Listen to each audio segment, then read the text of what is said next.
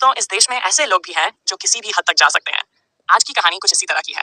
जब कोई दुल्हन शादी करके अपने ससुराल आती है तो वह अपने साथ एक बड़ा बक्सा लेकर आती है।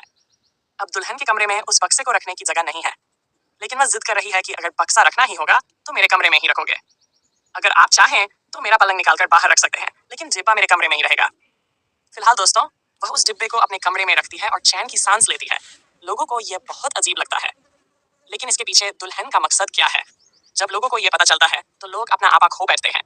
दोस्तों, ये एक ऐसी कहानी है जो आपको चौंका देगी। आइए इस वीडियो में पूरी कहानी जानते हैं, लेकिन वीडियो देखने से पहले इस वीडियो को लाइक करें और चैनल को सब्सक्राइब करें ताकि मेरा हौसला बढ़ता रहे। दोस्तों, ये उत्तर प्रदेश के लखीमपुर खीरी जिले की कहानी है। इसी नाम का एक गांव है मनवानगर। इसी गांव से जुड़ी यह कहानी है। शांतोष नाम का एक लड़का मुंबई में काम करता था।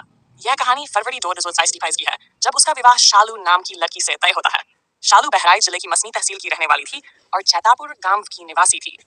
दोस्तों, ये शादी तस्वीर देखकर तय हुई थी। शांतोष मुंबई में काम करता था। शालू की तस्वीर देखते ही उसने कहा कि मुझे लड़की को देखने की जरूरत ही नहीं है और मैं शादी के लिए तैयार हूँ।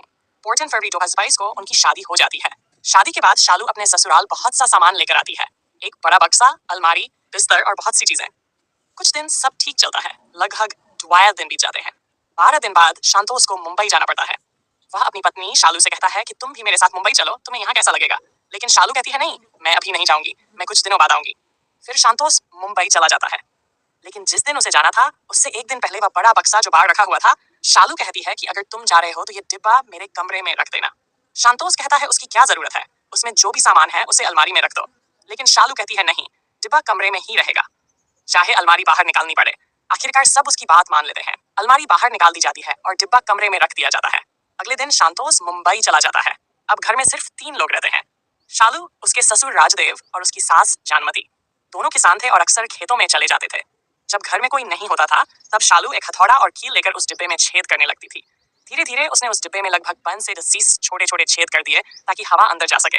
और फिर एक दिन जब घर में कोई नहीं था तब एक लड़का घर आता है जिसका नाम सुरेंद्र था। आते ही वह उस डिब्बे में छिप जाता है। दोस्तों, सुरेंद्र शालू का प्रेमी था। दोनों पिछले 5 साल से एक दूसरे से प्यार करते थे, लेकिन वे एक ही गांव के थे, इसलिए उनकी शादी नहीं हो सकती थी। इसी वजह से शालू के पिता ने उसकी शादी दूर लखीमपुर खीरी में करवा दी। लेकिन शादी के बाद भी दोनों ने मिलना नहीं छोड़ा। उन्होंने एक योजना बनाई कि सुरेंद्र उस डिब्बे में छिपकर घर आएगा।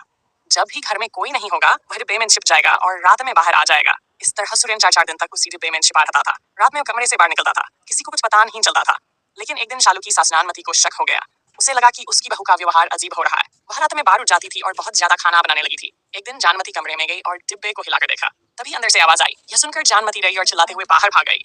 उसने तुरंत डिब्बे को ताला लगा दिया और गांव वालों को बुला लिया। जब गांव वाले आए और ताला खोला गया तो अंदर से पसीने से तरबतर सुरेंद्र बाहर निकला।